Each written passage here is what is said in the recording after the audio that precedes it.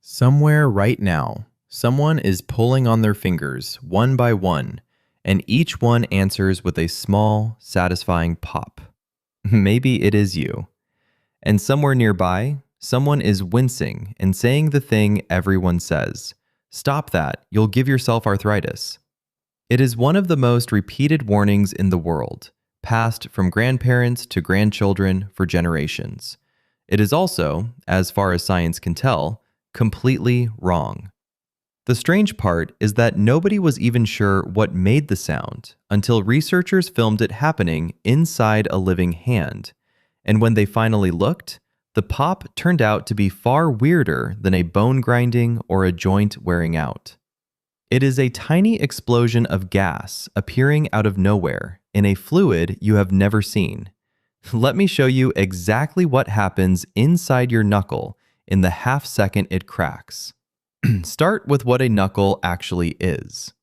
Where two of your finger bones meet, they do not simply rub against each other. The ends are capped in smooth cartilage, and the whole junction is wrapped in a sealed sleeve called the joint capsule. Inside that capsule sits a small amount of thick, slippery liquid called synovial fluid. This fluid is the joint's oil.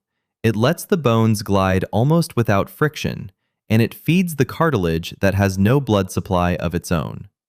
And here is the detail that matters, the one everything else hangs on. Like any liquid in your body, that fluid has gases dissolved in it, mostly carbon dioxide, held invisibly in solution the same way the fizz is trapped inside an unopened bottle of soda. Now watch what happens when you crack it. When you bend or pull the joint, you stretch that sealed capsule and draw the bone surfaces slightly apart. As the space inside suddenly grows larger, the pressure of the fluid inside it drops fast. And gas that was sitting comfortably dissolved at normal pressure cannot stay dissolved when the pressure falls away. It comes rushing out of solution and forms a gas-filled cavity, a little pocket of vapor that appears in the middle of the fluid in a fraction of a second. That sudden birth of a cavity is the pop. It is exactly what a bottle of soda does the instant you crack the cap. The pressure drops and bubbles burst into being out of a liquid that looked perfectly still. Your knuckle is doing the very same trick on a tiny scale, sealed inside a joint. For decades, scientists actually argued about this. An older theory held that the sound came from the bubble collapsing, not forming. The question was only settled recently, when a team led by a researcher named Kawchuk had someone crack their fingers inside an MRI scanner and filmed the joint in real time. What they saw was the cavity rapidly forming at the exact instant of the sound, which is why the leading explanation today is that the pop is the sudden creation of that gas pocket, a process with the wonderful name of tribonucleation. Researchers still debate some of the fine details of collapse versus formation, but they all agree on the headline. The sound is gas, not grinding. In a healthy crack, there is no bone scraping on bone at all. This gas story also explains something you have almost certainly noticed and never questioned. Once you crack a knuckle, you cannot immediately crack it again. Try, and it simply will not pop. That is because the gas that burst out of solution needs time to dissolve back into the synovial fluid before the trick can repeat. It takes roughly 20 minutes for the fluid to reabsorb that gas and reset the joint. So the pause between cracks is not your imagination, and it is not your finger being stubborn. It is literally the time your body needs to redissolve the bubble you just made. Which brings us to the real question, the one your grandmother actually cared about. If the sound is nothing but harmless gas, where did the terrifying arthritis warning come from? And is there a shred of truth in it at all? To answer that, one doctor did something so stubborn and so perfect that he turned his own hands into a 60-year science experiment. His name was Donald Unger, and as a boy, he was given the usual warning by his family: crack your knuckles and you will get arthritis. Unger decided to test it on himself with almost unbelievable discipline. Every single day for more than 60 years, he cracked the knuckles of his left hand at least twice a day, and he deliberately never cracked his right.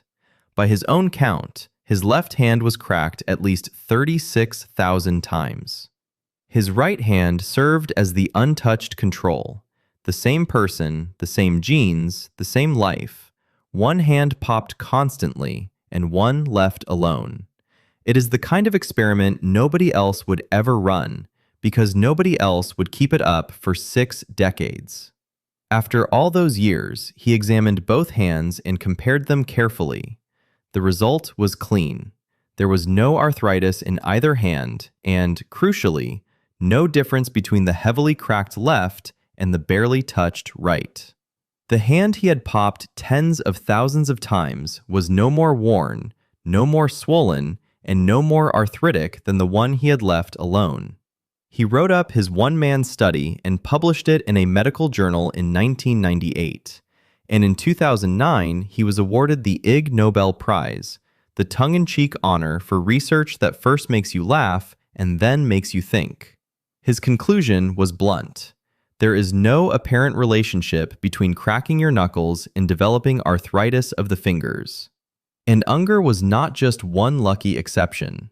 Larger studies since have taken whole groups of habitual knuckle crackers and compared them with people who never do it, and they have landed on the same answer. Habitual cracking simply does not show up as a cause of arthritis. The warning your family gave you, however sincerely they meant it, appears to be a myth with no mechanism behind it. It most likely survived for generations for a very human reason. The sound is unpleasant to be near, and a scary story about your joints was an efficient way to make the noise stop. That does not mean cracking does anything good for you, and it is worth being honest about the edges of what we know. A few older and smaller studies have hinted that a lifetime of aggressive knuckle cracking might be linked to things like minor hand swelling or slightly weaker grip strength in some people. That evidence is thin and has not been reliably reproduced, so it is a maybe, not a fact. And there is one clear signal worth respecting. If cracking a joint ever actually hurts, that is different. Pain is a sign that something mechanical may be wrong and worth having checked, rather than the normal, painless gas pop. But the single claim the whole myth is built on, that ordinary knuckle cracking grinds your joints down into arthritis, is not supported. So why does it feel so good? A lot of it is simple mechanics.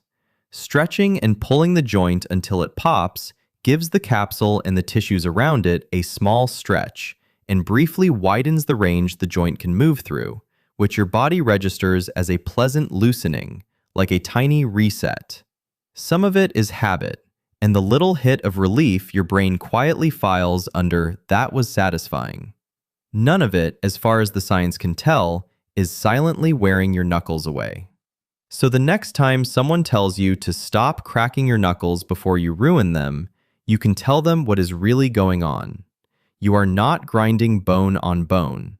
You are dropping the pressure inside a sealed capsule of joint oil, pulling a bubble of carbon dioxide out of solution and listening to it appear. Then you are waiting about 20 minutes for your body to tidy the gas away so you can do it again.